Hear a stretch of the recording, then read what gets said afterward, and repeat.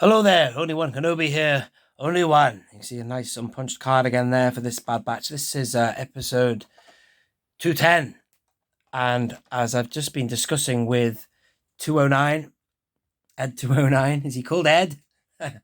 I won't go into all the details I put into that video because otherwise I'm repeating myself. So I encourage you, if you haven't watched it, watch the video I did on this guy, because I talk about some of the details of how and why I display this guy without his helmet on. And there's two reasons now. Number one is, well, the previous reason is these look better because these are oversized helmets. Thank God that Hasbro have come out and said they're going to redo the Phase 2. You know, the Phase 2 clone is going to be redone, which is just music to my ears. But the other reason is because these are just so darn good. The facial sculpts of these guys are so good. Why would you want to have the helmet on? So there's two reasons now why. And that's why I was talking about the 212th, which is this guy here, which is actually from the Lost line. I actually not only have his helmet off or in his hand, but I have him facing the other way just because the face is no good. And then finally, well, that's supposed to look like Bodie Taylor, the young clone. Looks nothing like him. Now they've got him looking like Tamura Morrison, aka Django Fett, which is good. Anyway, so this is a nice looking figure as well. One observation I've just made is the pill in the background, and the name pill and the bubble is a shame it clashes. I don't really like this card as much. I thought this was the one I would have thought was one of my favorites. It's a nice figure on his own. Love kind of turquoise or teal with the white there. Really nice. Look at that facial sculpt, man. Different hairstyle again. I love it. Really good. I love, this is not an art trooper, but it's along that kind of line, isn't it? You know, that sort of ilk, you know, elite, you know, certain, you know, different colours from the regular regiment. He looks good in the car back as well. But look at that. You see the pill is a clash. You know, blue and green should never be seen. I'm not saying that it's blue and green. It's more of a, well, it is kind of blue, I suppose, but it's a bluey greeny kind of blue anyway. The teal, isn't it? Turquoise. But I think they should have just done a background green that was, well, blue, like Cara Dune, actually. I was looking around. I was thinking to myself, is there a turquoise colour in a card back? I'm sure there must be. I knew I'd seen it somewhere else. And yes, indeed, I have. Here, you've got the Shore Trooper has it. And Cara Dune has it.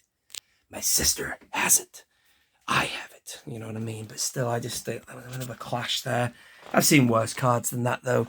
Again, on the back, there ain't much to tell you about, but I will still show it. A lot of people do want to see it. And there you go. It's an 8-back, if you want to call it that.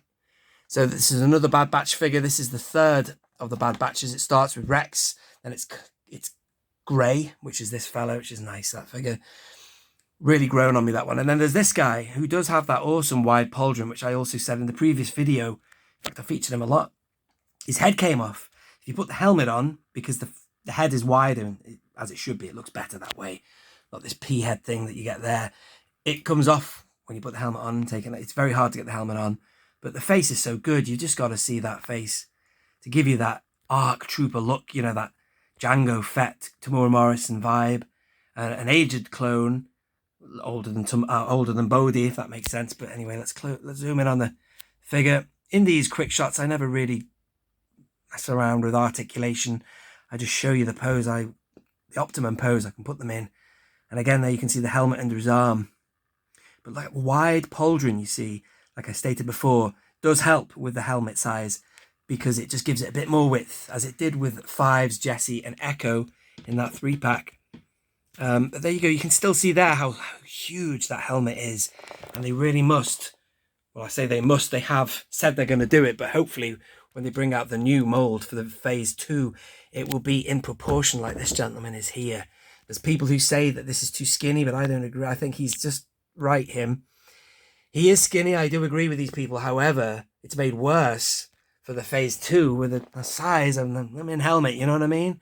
There you are. I'm going to leave it there. This is Clone Captain Ballast, which is a lovely figure, and it's well worth having them loose because they do look good. If you've got a clone shelf or a Revenge of the Sith or end of the Clone Wars era, which is what the Bad Batch is, get him open, man. Get him on there. Get him on there. He works nicely. I think I'm going to have them flanking Rex or something like that, but I do look forward to more Phase 2s, actually, and if they were to do more, one hopes that they will do a 4-pack of 501sts, because at the minute, the 501st suffers greatly. Let me just grab them off the wall. I'm talking VC60 here now.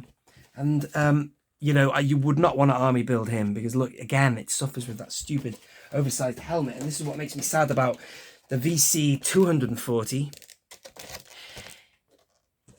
He's not rectified. So it's too little too late for these guys. They've brought out a lot of these oversized helmets since the VC, what was it called again? The 41st Elite Trooper, which goes back to VC 145, which is ironic since VC 45 was a kick-ass figure. They brought out a lot of Phase 2s is my point, and it's a shame they didn't rectify it then, but they've done it now. So, oh well, better late than never, Hasbro, I guess. Thank you for watching. I have been Only One Kenobi. Only one.